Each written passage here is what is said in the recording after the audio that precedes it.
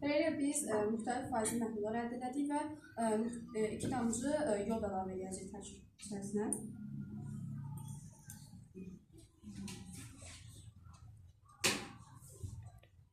Bəsdir.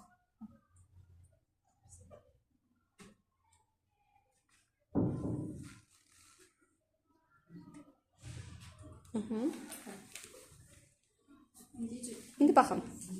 Əslində bir neçə dəqiqə keçməlidir. Amma siz diqqətlə baxsaz, biz burada hansı dəyişkəni görəcəyik. Hansı məhlul daha tündür? Bax, istəyirsə qaşıqla da qarışdıra bilərsiniz. Yəni, amma ehmalca qarışdırın.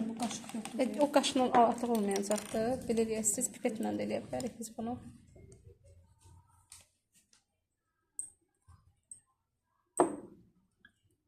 Burada dəhşət çox biz istifadə eləmişik. Görürsün mü? Burası biraz yod artıq olabilir. Görürsün mü? Aha. Fikir verdiniz uşaqlar.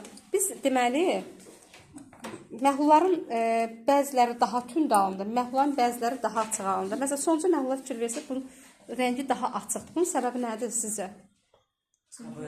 Karbohidratın miqdarı necə idi? Az idi. Deməli, nişasta nə təyin elədi? Yod da. Bunu evdə də eləyə bilərsiniz. Məsələn, evdə əlinizi belə barmaqlarınızın hər ikisinin ucu hissələrini azca yoda batırıb, onu evdə bir çörək içərisini, yoxdur mu? İstənilən yeri fərqi yoxdur. Ehmalca belə bir saniyəli belə əlinizin içində saxlayıb sonra buraxa bilərsiniz və görəcəksiniz ki, əlinizdə olan çörək yenə də nə oldu? Tündləşdi. Və bu bir daha nə isbatladı? Çörəyin tərkibində nə vardı?